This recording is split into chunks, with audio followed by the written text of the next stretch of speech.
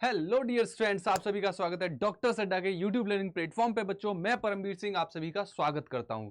बच्चों, आज के इस पर्टिकुलर सेशन में हम 3D में लर्न करने वाले हैं इलेक्ट्रॉन ट्रांसपोर्ट सिस्टम के बारे में। अगर आपने रेस्पिरेशन चैप्टर पढ़ा होगा तो एरोबिक रेस्पिरेशन की 3 जो स्टेप होती है, ग्लाइकोलाइसिस, क्रेब्स साइकिल और electron transport system. Electron transport system को आज हम बहुत ही ब्यूटीफुल तरीके से 3D में समझने वाले हैं। हालांकि आपने प्रारंभ सेशन में इसको पढ़ा होगा, अगर नहीं पढ़ा तो डिटेल में मैंने प्रारंभ सेशन में पॉइंट बाय पॉइंट सारी चीजें पढ़ाई हुई हैं, आप वहां जाके भी चेकआउट कर सकते हैं। आपको प्लेलिस्ट में प्रॉपर एक आपको प्लेलिस्ट मिल जाएगी प्रारंभ सेशन की, क्लास 11th बॉटनी की, जहां पे मैंने रेस्पिरेशन इन प्लांट चैप्टर में इसको बहुत ही डिटेल में करीब करीब 7 लेक्चर्स में कवर किया हुआ है। चलिए आज के सेशन में शुरुआत करते हैं 3D में इलेक्ट्रॉन ट्रांसपोर्ट सिस्टम कैसे समझ सकते हैं। अगर हम प्लांट के अंदर ऑब्जर्व करें तो आप देखेंगे प्लांट की सेल्स के अंदर आपको एक स्पेसिफिक ऑर्गेनील देखने को मिलता है, दैट इज माइटोकॉन्ड्रिया। और मैंने पहले भी कई बार बताया हुआ है कि रेस्पिरेशन हो चाहे फोटोसिंथेसिस हो,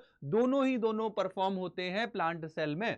हम बात कर रहे हैं रेस्पिरेशन की, तो रेस्पिरेशन क्योंकि रेस्पिरेशन की जो आखिरी स्टेप्स होती हैं, चाहे वो हम क्रेब्स साइकिल की बात करें चाहे इलेक्ट्रॉन ट्रांसपोर्ट सिस्टम की, दोनों ही माइटोकॉन्ड्रिया में परफॉर्म होती हैं। तो आ गए हम माइटोकॉन्ड्रिया के अंदर।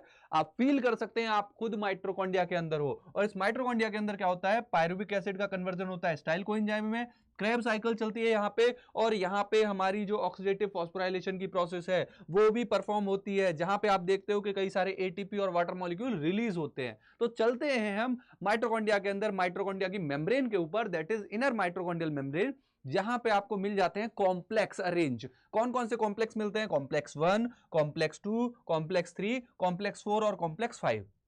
कॉम्प्लेक्स 1 को आप कॉम्प्लेक्स 1 एनएडीएच डिहाइड्रोजनेज भी बोलते हो, कॉम्प्लेक्स 2 को आप सक्सिनेट डिहाइड्रोजनेज बोलते हो, कॉम्प्लेक्स 3 को आप बोलते हो साइटोक्रोम बीसी कॉम्प्लेक्स, कॉम्प्लेक्स 4 को आप मेंशन करते हो साइटोक्रोम ऑक्सीडेज।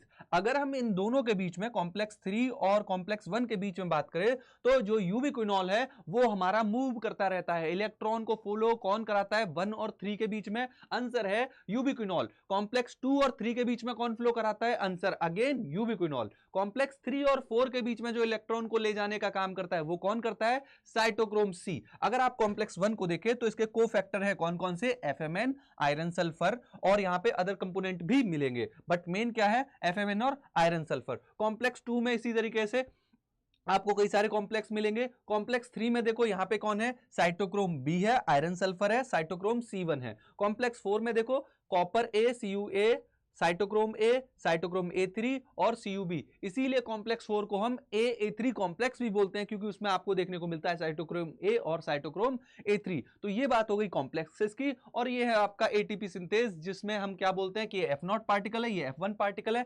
F0 पार्टिकल से H+ आयन मूव करते हैं और जो F1 पार्टिकल है वो एटीपी की सिंथेसिस करता है। चलिए बिना देरी किए हुए मैं आपको 3D में समझाता हूं प्रोसेस काम कैसे करती है।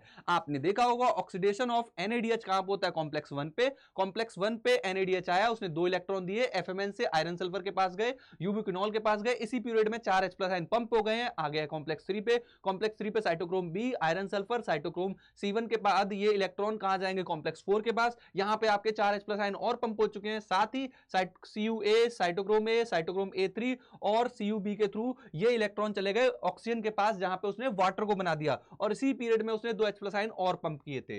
फाइनली क्या होता है, ये जो H+ आयन है जब F01 के कॉम्प्लेक्स से थ्रू निकल के आते हैं तो यहां पे एटीपी की सिंथेसिस होती है। अब जरा ध्यान से दोबारा से इस प्रोसेस को ऑब्जर्व कीजिए। ये हमारे इलेक्ट्रॉन गए, ये H+ आयन पंप हुआ, ये हमारे 2 इलेक्ट्रॉन कॉम्प्लेक्स 3 पे आए, यहां से देखिए फिर 4 H+ आयन पंप होंगे, ये हमारे 4 H+ आयन पंप हो गए, ये इलेक्ट्रॉन हमारे 3 से अब 4 पे आएंगे, 4 पे पहले CuA पे आ रहे हैं, A3 पे, A पे, यहां पे देखो 2 H+ आयन यहां से फिर पंप हो गए, 2 H+ आयन ये जा रहे हैं। फाइनली देखो ऑक्सीजन ने लिया और वाटर बन गई। बाद में 4 H+ आयन, या फिर यहां पे मेंशन करते 3 H+ आयन जब मूव करके आ रहे हैं, यहां पे देखो एक ADP ATP में बदल जाएगा, ये हमारा ATP में बदल गया। तो ये है आपकी electron transport chain. With respect to हमने NADH बात किया कि NADH के रेस्पेक्ट में ये प्रोसेस कैसे काम कर रही है। मुझे उम्मीद है ये आपको और बेहतर तरीके से समझ में आया होगा। 3D में आप देख सकते हैं प्रोसेस को। अगर मैं इसे FADH2 के केस में लेके जाऊं, FADH2 में कैसा होता है तो आप देखिए, FADH2 के जो इलेक्ट्रॉन होते वो आते हैं कॉम्प्लेक्स 2 पे। यहां पे आप देखेंगे FAD होगा, आयरन सल्फर होगा, यहाँ पे अगेन यूबिक्विनॉल होगा, 2 इलेक्ट्रॉन इनको अगेन लेके 3 पे जाएंगे, यहां से कोई H+ आयन पंप नहीं हुए, यहां से जब ये 2 इलेक्ट्रॉन जाएंगे तो 4 H+ आयन जरूर पंप होंगे, ये 2 इलेक्ट्रॉन फिर कॉम्प्लेक्स 4 पे आ जाएंगे, CuA साइटोक्रोम A3 CuB, यहां पे देखो ऑक्सीजन वाटर में कन्वर्ट हो जाएगी इलेक्ट्रॉन लेके, 2 H+ आयन पंप हो गए। फाइनली अगेन यहां से H+ आयन जब कॉम्प्लेक्स 5 से मूव करके नीचे की तरफ आ रहे होंगे, उस समय भी एटीपी का प्रोडक्शन होगा।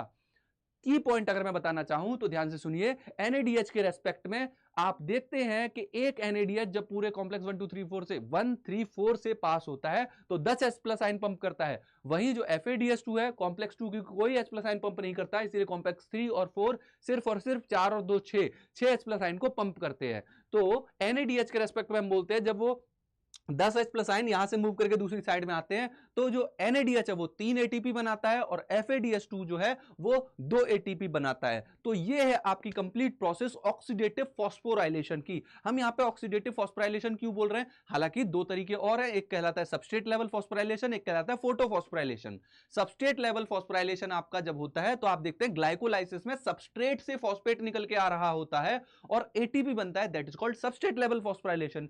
जबकि फोटोफॉस्फोराइलेशन में आप नोटिस करेंगे कि फोटोसिंथेसिस में लाइट एनर्जी जो होती है, लाइट एनर्जी ट्रैप करके तब हमें एटीपी बना रहे हैं, दैट्स कॉल्ड फोटोफॉस्फोराइलेशन। और यहां पे आप क्या देख रहे हो, NADH के ऑक्सीडेशन के बाद इलेक्ट्रॉन फ्लो कर रहे हैं और तब फॉस्फोराइलेशन हो रहा है, सो कॉल्ड ऑक्सीडेटिव फॉस्फोराइलेशन। तो ये जो तरीका आपने देखा दैट इज ऑक्सीडेटिव फॉस्फोराइलेशन। तो ये थी पूरी प्रोसेस इलेक्ट्रॉन ट्रांसपोर्ट सिस्टम की, और मुझे उम्मीद है आप लोगों को इस सेशन को देखते हुए बहुत ही मजा आया होगा, चीजें काफी विजुअलाइज हुई होंगी। अपने प्यारे प्यारे से कमेंट सेक्शन में जरूर मेंशन करना, और नेक्स्ट कौन सा टॉपिक आप पढ़ना चाहते हो 3D में जरूर कमेंट सेक्शन में मेंशन करो। अगले सेशन में मिलता हूं आप सभी से, bye bye, take care, thank you so much.